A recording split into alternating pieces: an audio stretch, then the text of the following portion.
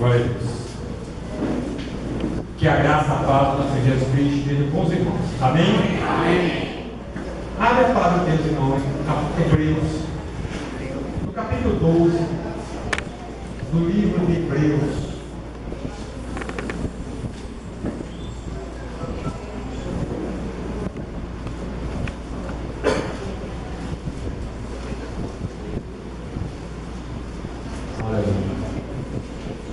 Capítulo 12 de Hebreus.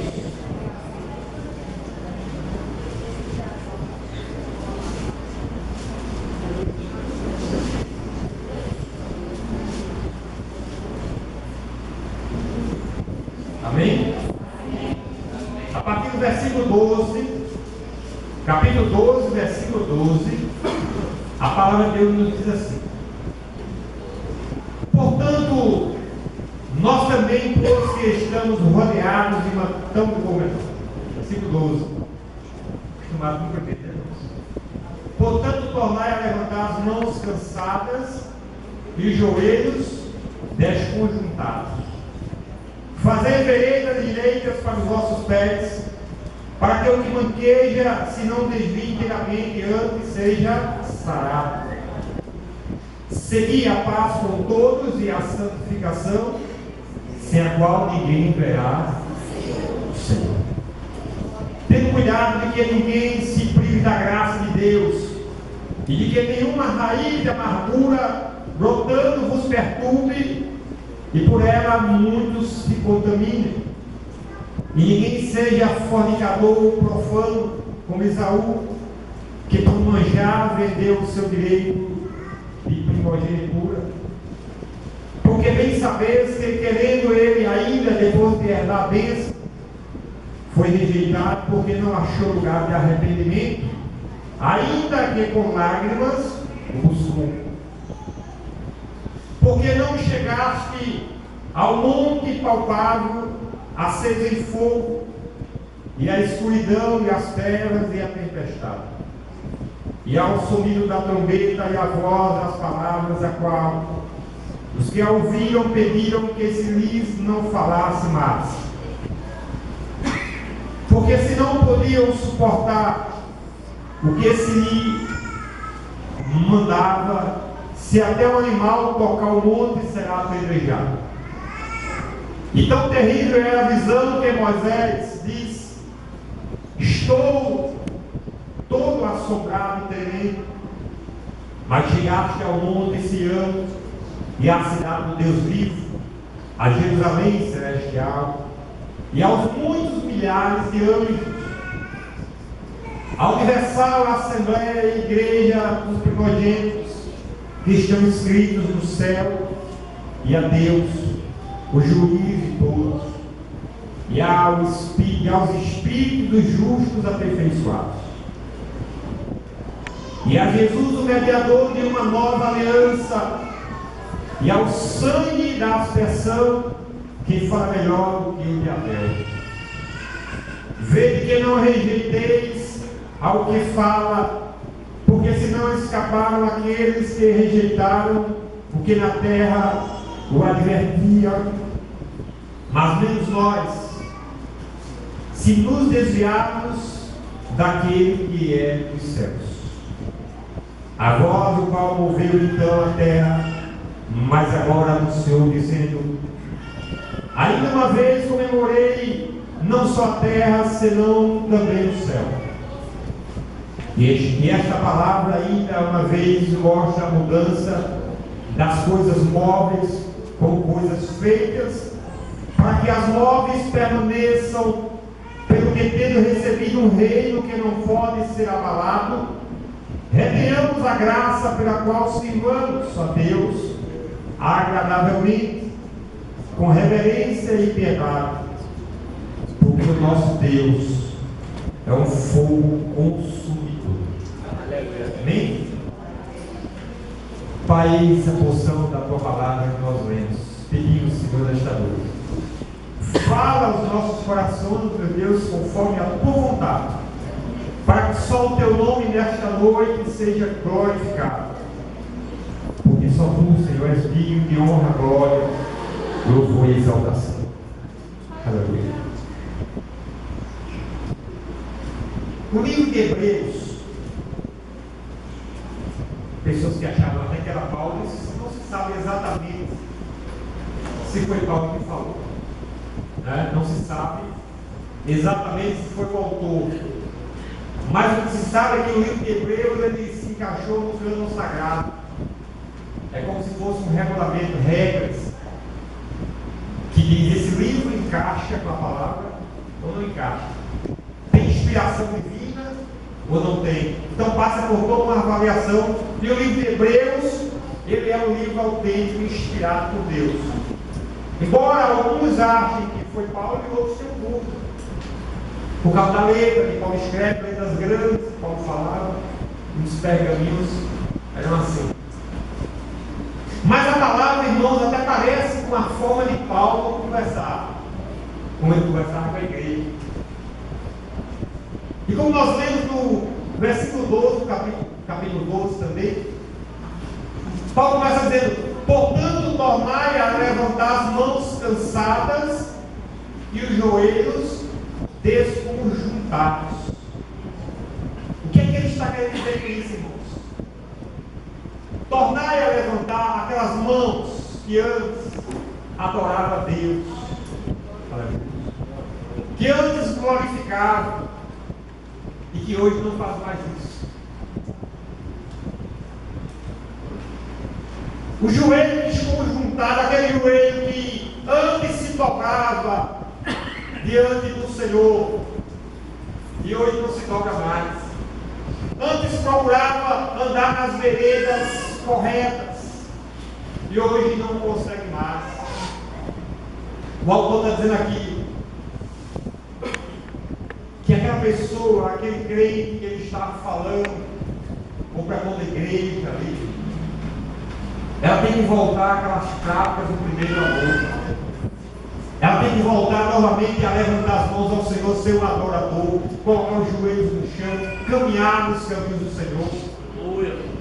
Mas por que o autor está falando isso, irmãos?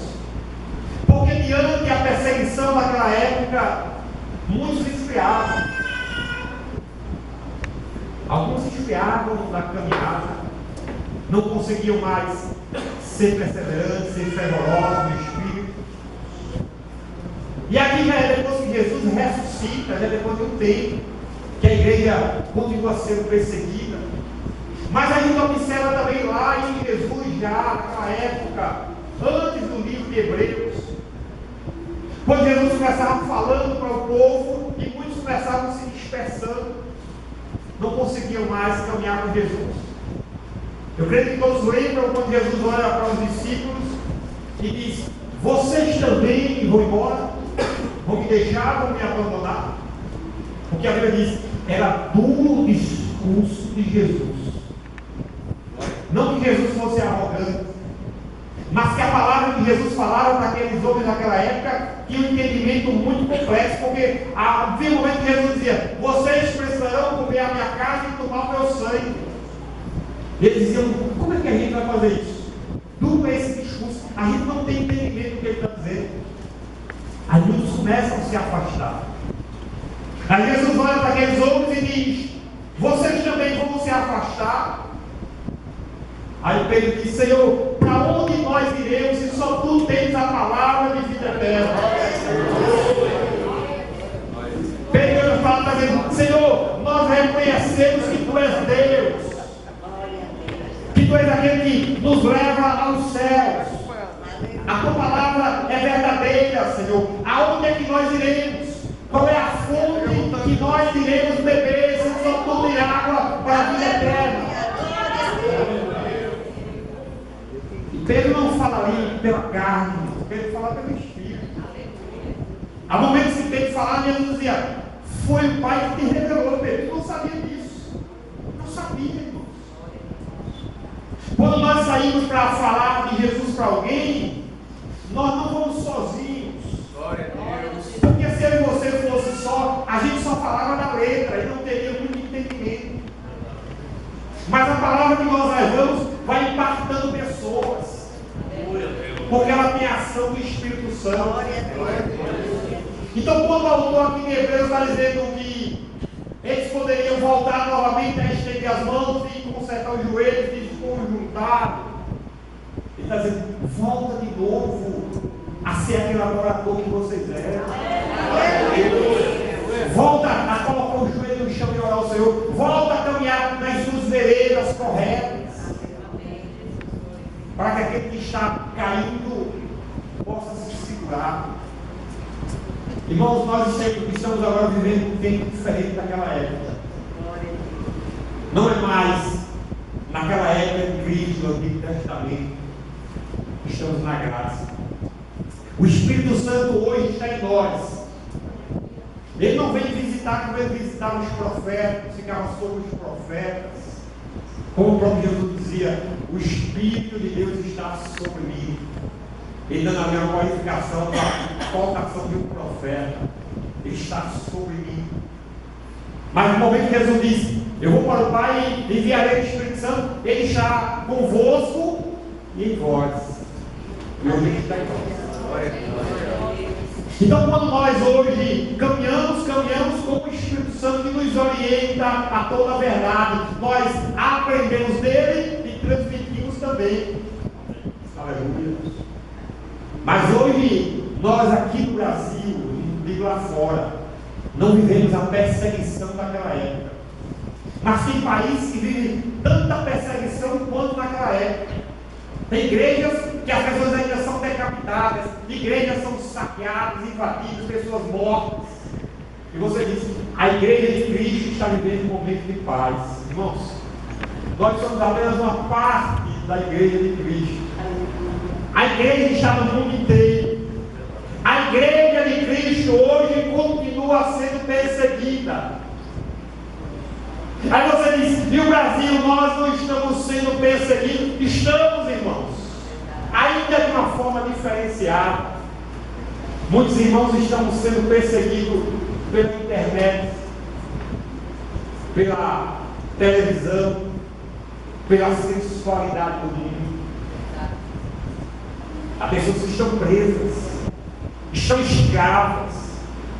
O diabo está perseguindo 24 horas, irmãos, bombardeando a mente com bobagem, com porcaria, com sujeira, com coisas que afastam o homem de Deus.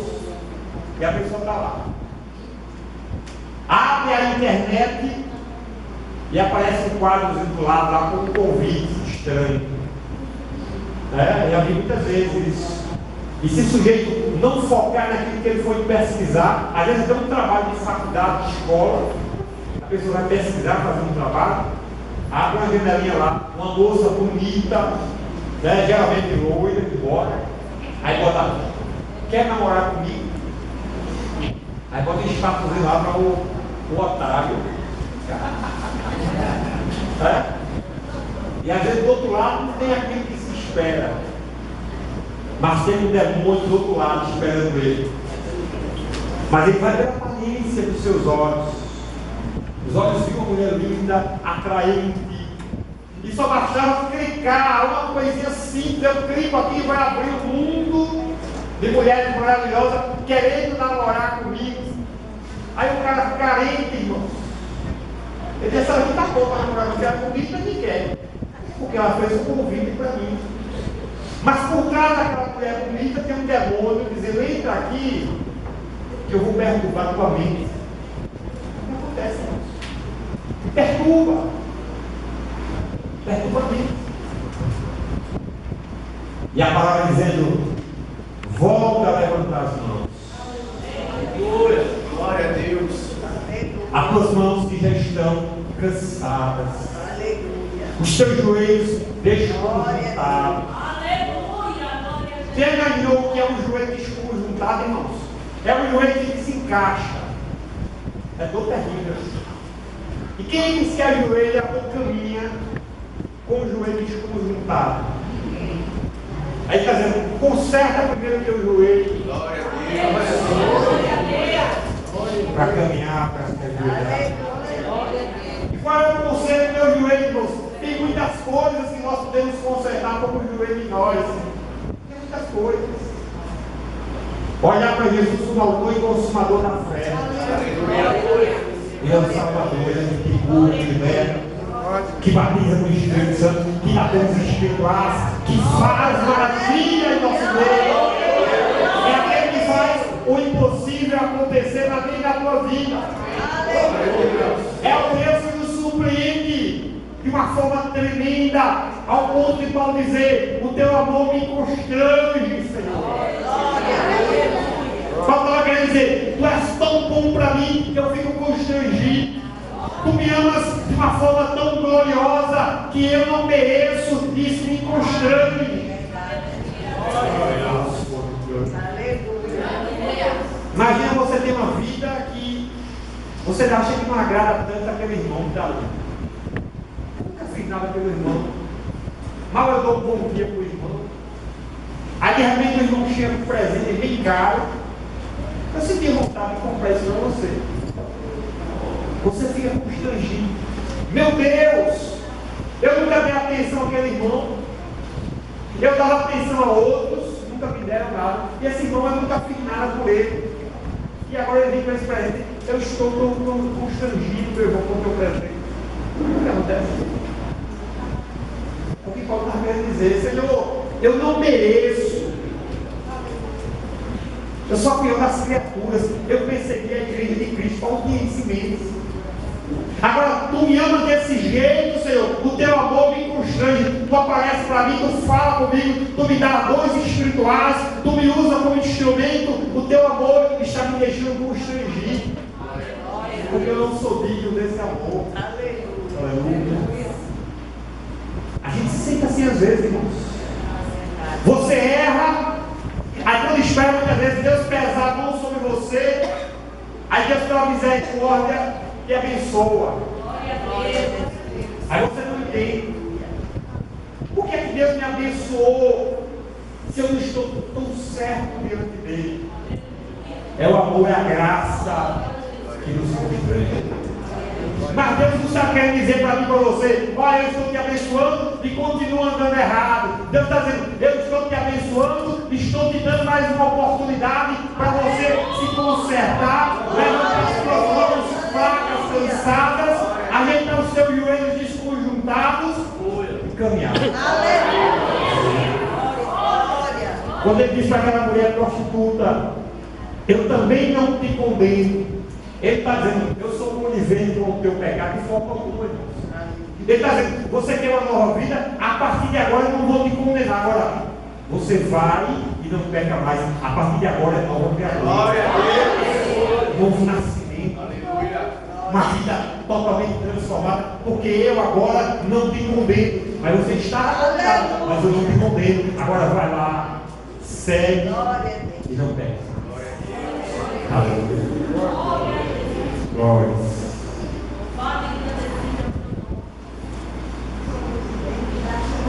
Aí Paulo, irmãos, esse Paulo não, o autor, que a gente não sabe se é Paulo, mas é o nome de Deus.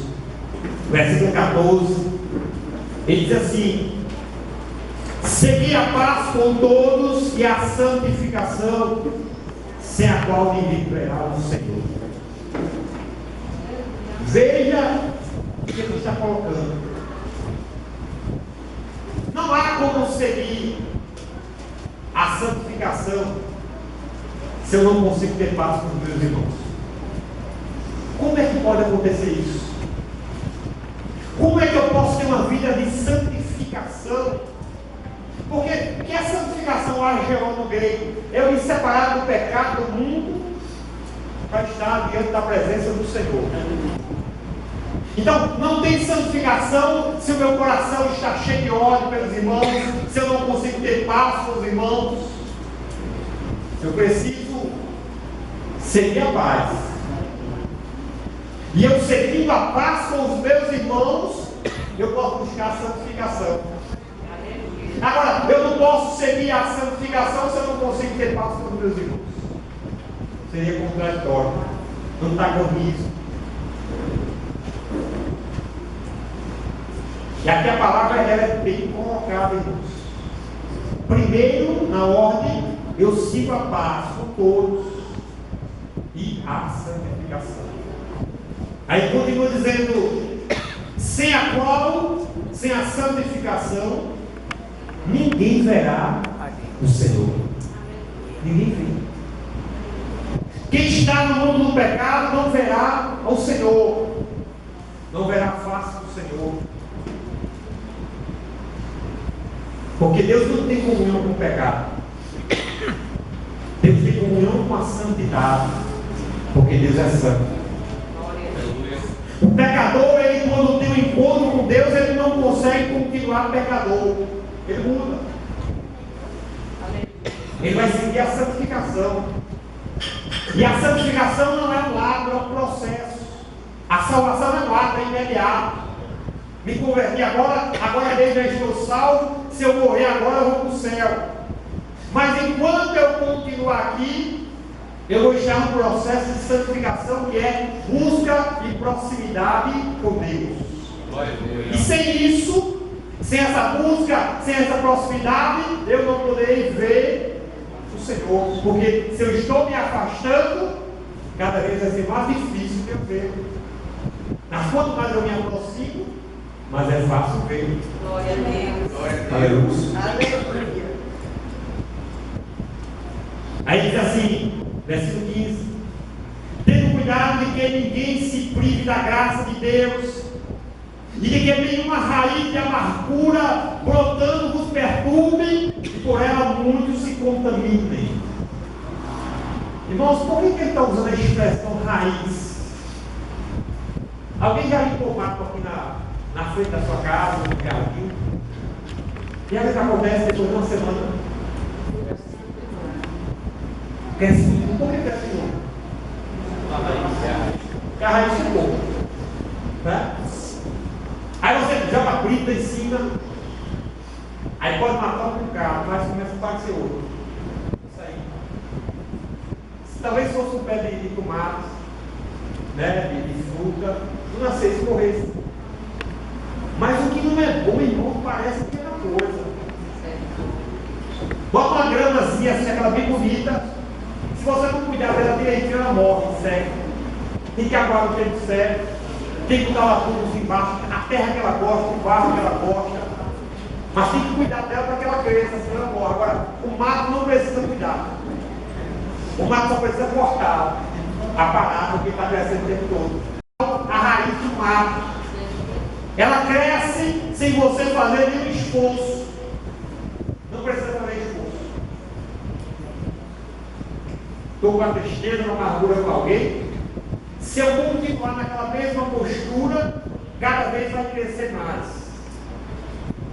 E se o irmão passar por mim, se ele falar, muitas vezes eu vou pensar que ele está me provocando. Ele sabe que eu não gosto dele e está querendo tirar outra comigo, porque ele passou e falou. Quando a gente quer se livrar e não dar raiz de amargura, é diferente. A gente fica com aquela inquietação, e quando a gente não consertar, a gente não dorme em paz. Mas não é por causa de mim, não é por causa de você, porque a nossa bondade não é nada, irmãos. É por causa do Espírito de Deus que habita em nós. Ele nos dá o desejo de ir lá, de resolver, de fazer aquilo que é agradável aos olhos do Senhor. Mas às vezes a gente tem dificuldade disso. E às vezes a gente deixa a raiz de amargura lá no coração por muitos e muitos anos. A gente às vezes tem dificuldade de colocar lá o veneno sobre aquela raiz, para que ela morra de uma vez. A gente tem dificuldade. E aí começa a jogar uma crise. Época de inverno, o mato ama. Você corta o mato hoje, daqui uma semana. Tem gente que não tem profissão, ele arruma uma profissão de limpar mato na casa do povo, porque ele passa hoje naquela casa limpa o mato. Aí quando na outra semana que ele está voltando, ele está tudo preso de novo. Aí ele fica para lá e para cá. Vai e volta. Nunca falta trabalho. Porque é uma coisa que nasce com a maior facilidade. É a orientação que ele está nos dando, irmãos, quando ele fala sobre isso. Ele fala de nós, versículo 15. Ninguém, ele diz assim, tenha cuidado de que ninguém se prive de quem, irmãos? Da graça de Deus. ninguém se prive da graça de Deus. Veja só. O que é que nos leva a perdoar? A graça. O Espírito de Deus em nós é a graça de Deus. Então ele está dizendo, não se prive, não evite a graça sobre você. E outras palavras, ele está dizendo, se você evitar a graça de Deus em você, você não vai se livrar da raiz da amargura. Porque só a graça de Deus em você vai te dar a condição de vencer a raiz da amargura. Glória a Deus. Aleluia. Porque humanamente falando, irmão, Glória a Deus. nós somos seres de fazer justiça. Nós somos isso. Nós somos seres que muitas vezes não pensamos nas consequências. Fazemos simplesmente porque achamos que estamos no direito de agir e fazer. É assim que funciona. As pessoas matam hoje com quem está, irmãos, dizendo uma palavra qualquer. Mata hoje sem pudor, não se avalia se aquele homem que morreu tem família, se vai deixar a mulher e filho lá triste, chorando. Não mata. Todos os dias a gente vê violência, porque a raiz da amargura está lá. É terrível o que nós vivemos hoje. Né? E a pessoa está presa. E o mundo vai de mal a pior. E o que é que conserta o mundo, irmãos? Só Jesus. O que aconteceu agora em Brasília ontem? Aquela confusão toda ali. Aquilo está mostrando, irmãos, como é que está o nosso país hoje. E a igreja tem que se unir, tem que orar, irmãos. A igreja precisa orar mais. Como eu já falei da outra vez aqui, tem que se acabar com as placas denominacionais que separam as igrejas. Elas têm que ter um título somente na questão de organização, mas as igrejas têm que se unir para orar pelo propósito só. Deus tem falado isso e muita gente não tem dado crédito. A graça nos livrará da raiz de amargura. A graça tira o ódio e paciência do coração. Aí ele dá continuidade aqui no versículo 16, irmãos. Ninguém seja fornicador ou profano como Esaú, que por manjar vendeu o seu direito de primogenitura. Porque bem saber se querendo ele ainda, depois de herdar a bênção, foi rejeitado porque não achou lugar de arrependimento, ainda que com lágrimas o buscou.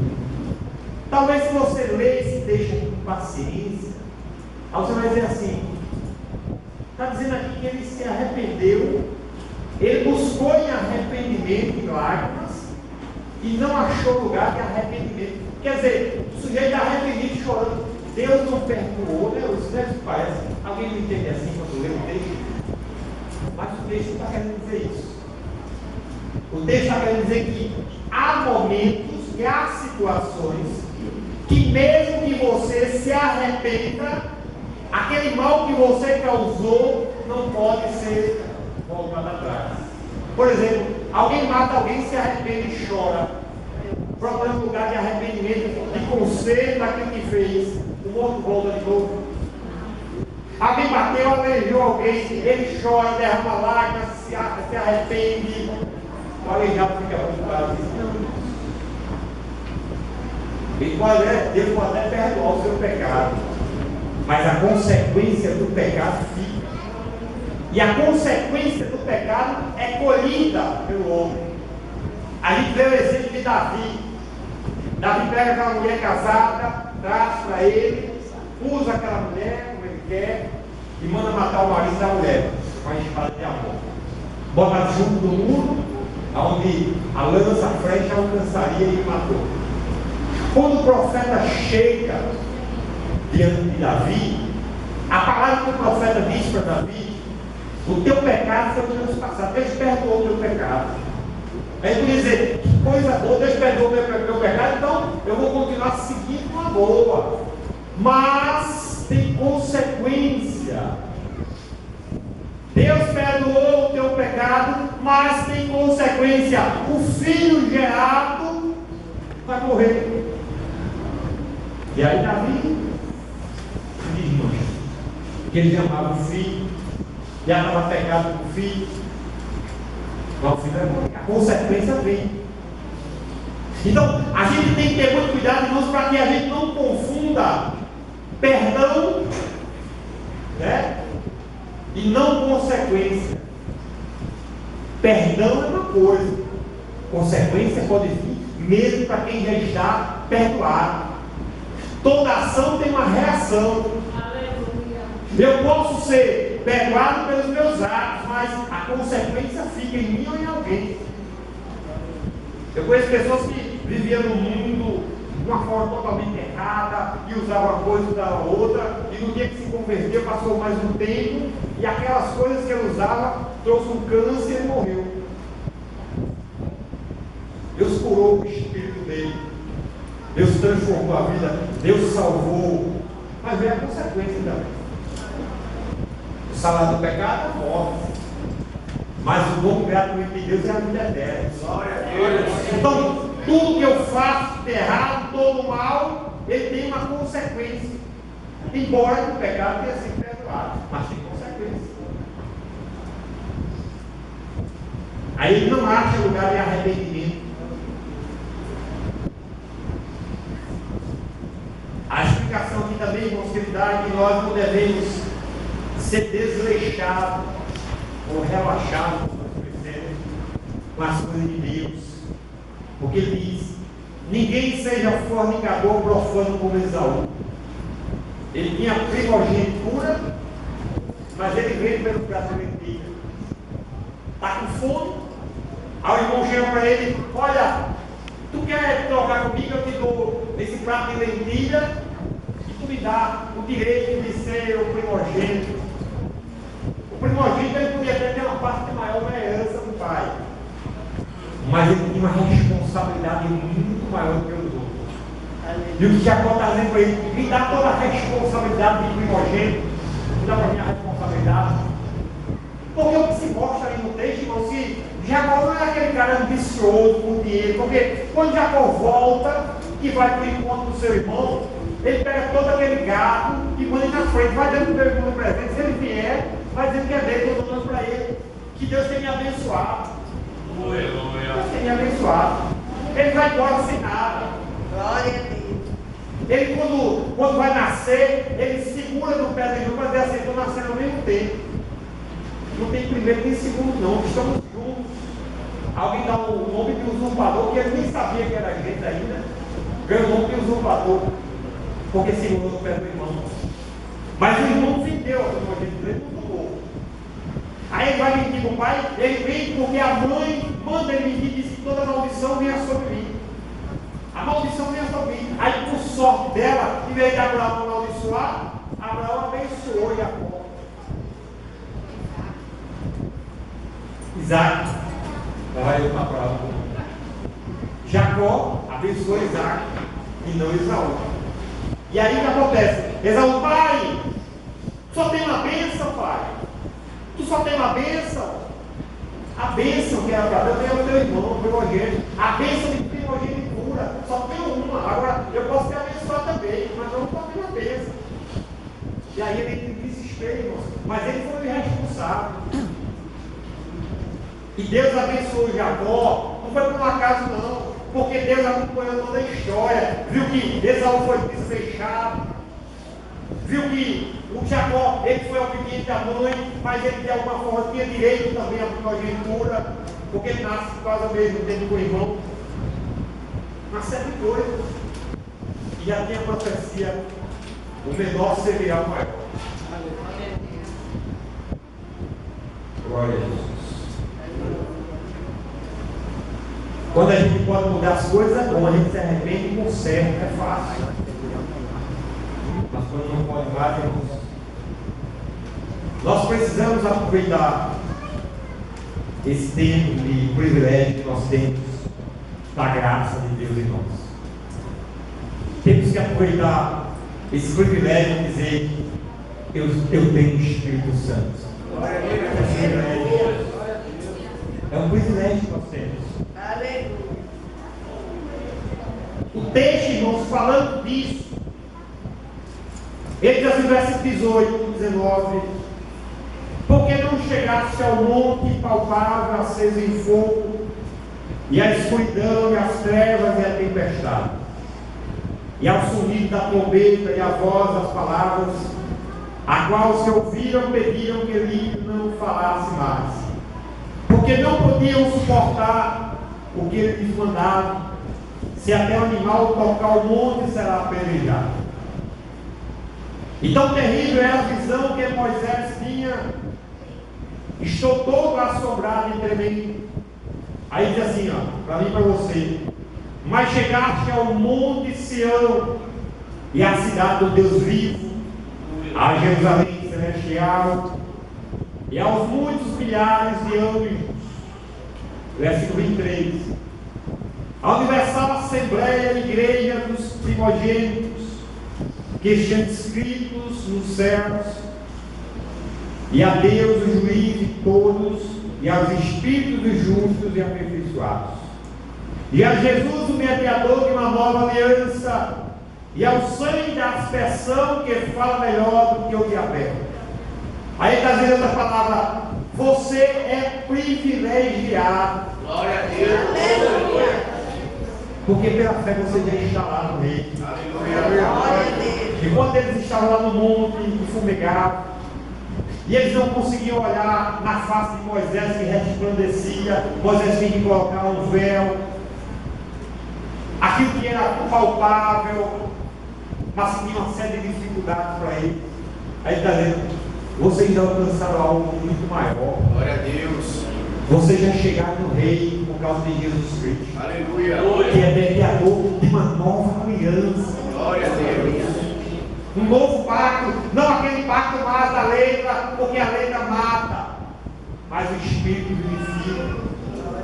Porque aonde abundou o pecado, superabundou a graça. E é um privilégio que eu e você temos que aproveitar.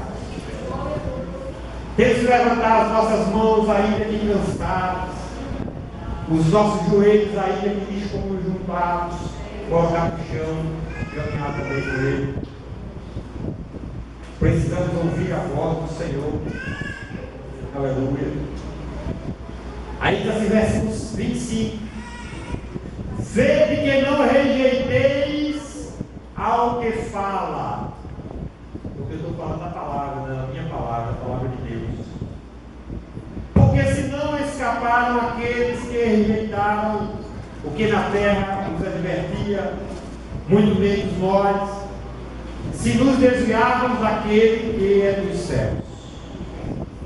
A voz do qual moveu então a terra, mas agora anunciou dizendo: aí uma vez comoverei não só a terra, senão também o céu.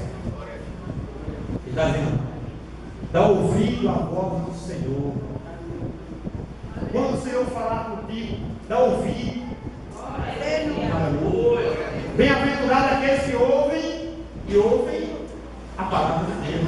Aleluia.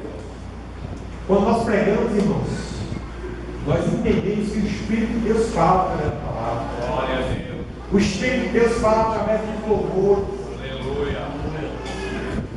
O Espírito de Deus fala através do profeta. Fala dentro de você.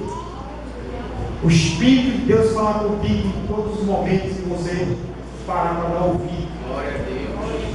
Ele não cansa de falar com você. Aleluia. Vamos ficar de pé, irmãos. Quando ouvis a voz do Senhor, não endureçais os vossos corações. Glória a Deus. Aleluia. Tem alguém nessa noite que entregar para Deus? Se tiver, pega o sinal para adorar.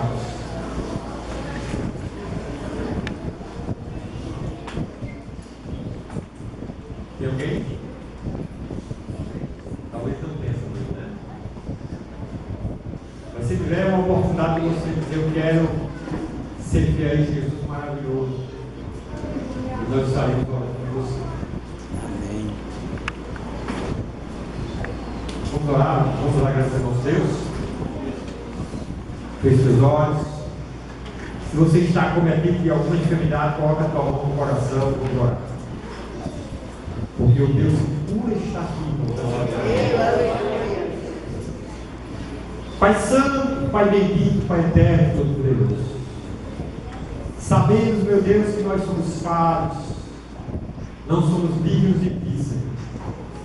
Mas a tua misericórdia e a tua graça estão sobre nós. Tu nos deste a condição de filho, Senhor. Tu nos faz, pela tua misericórdia, nos assentarmos nas regiões celestiais. Somos eternamente gratos. Ó Deus Pai Santo, nós te pedimos. Estende as tuas mãos agora e cura, Senhor. Vai tocando cada servo, cada serva que estão acometidos de alguma enfermidade. E até aqueles que são representados essa noite, Senhor. A Juliana, a irmã Lídia, o irmão Deixal. Ó Deus, todos aqueles que os teus servos estão colocando agora diante de ti. Pai Santo, vai restaurando a cada um deles, Senhor. Estende a tua mão de Jeová Rafá, o Deus que é a nossa saúde, e vai curando, Pai Santo. Oh, aleluia. Oh, graça. Vai tirando toda a enfermidade.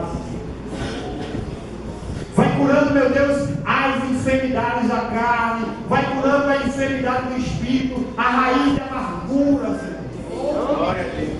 Vai tirando, Pai Santo, para que o teu servo, a tua serva seja totalmente sarado. E as suas orações possam chegar diante do trono da graça. Nós pedimos perdão, meu Deus, para aqueles que nos magoaram. Nós queremos, meu Deus, estar com um coração leve, um coração que ama, um coração que perdoa, um coração que glorifica o teu nome. Obrigado, Pai Santo, por tudo. Obrigado por esta noite de bênção, de paz e de tua presença. Ainda que os nossos olhos não contemplem, mas nós cremos na operação do teu Espírito nesta noite. E eu creio, Jesus, que houve cura para a glória do teu santo nome. Eu creio que houve libertação para a glória do teu santo nome. Porque só teu é o louvor, a glória, a honra, a exaltação. Obrigado, Senhor, por tudo, do poder que é no nome do Senhor Jesus. Que o amor de Deus e as consolações do Santo Espírito do Senhor estejam sobre a tua vida. Que o Senhor levante o rosto sobre ti, meu irmão. Tenha misericórdia de ti. Que o Senhor resplandeça o rosto sobre a tua vida e te encha de paz. Que o Senhor te abençoe e leve em paz. Em nome de Jesus. Amém e amém.